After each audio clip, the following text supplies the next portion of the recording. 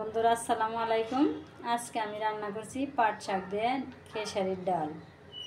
এইখানে খেসারির ডাল নিয়েছি। এই খেসারির ডাল দিয়ে আমি একটা রেসিপি বানাবো। এই যে আমি ডালটা সুন্দর করে ধুয়ে নিলাম। এখন আমি অন্য একটা পাত্রে সিদ্ধ দিয়ে দেবো। এতটুকু পানি দিয়ে দিলাম, এখন সিদ্ধ দিয়ে দেবো। চুলায় বসিয়ে দিলাম।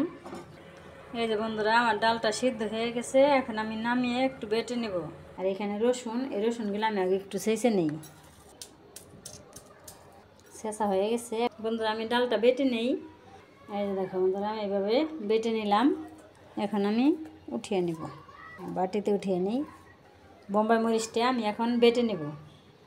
এই যে দেখো বন্ধুরা আমি বেটে নিলাম। বোম্বাই মরিচটা খুবই ভালো। আমি একটু পাকা মরিচ আনছি কিসের জন্য, এই জন্য যে পাকা মরিচটা বেশি বাড়তে থাকে আর গ্রাম বেড়ে বেশি, এই জন্য আমি পাকা মরিচটাই আনছি। বন্ধুরা আমি ডালটা বেটে নিলাম। বন্ধুরা আমি কড়াই চুলায় বসিয়ে দিচ্ছি। এখন আমি ডাল দিয়ে দেবো। বন্ধুরা আমি পরিমাণ মতো পানি দিয়ে দিব। এখন আমি নেড়ে চেড়ে সুন্দর করে ডালটা গুলিয়ে দিই। এখন রসুন দিয়ে দিলাম, পেঁয়াজ দিয়ে দিলাম, লবণ দিয়ে দিলাম। বন্ধুরা হলুদ গুঁড়ো দিয়ে দিলাম। আর কোনো মশলা দেবো না। খেসারির ডাল তো এমনি হলুদ, তবু একটু হলুদ দিয়ে দিলাম যেহেতু শাক দিব। এই যে দেখো বন্ধুরা শাক, পাট শাক। এই যে বন্ধুরা এইভাবে আমি শাকটা ছিঁড়ে নিলাম। এখন ধুয়ে নেব। ডালটা প্রায় হয়ে গেছে।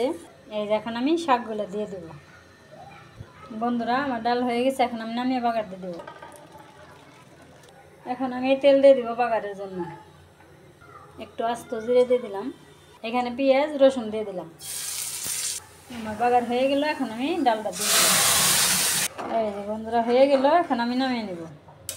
বন্ধুরা আমার এই যে পাট শাক দিয়ে ডাল হয়ে গেল, নামিয়ে নিলাম।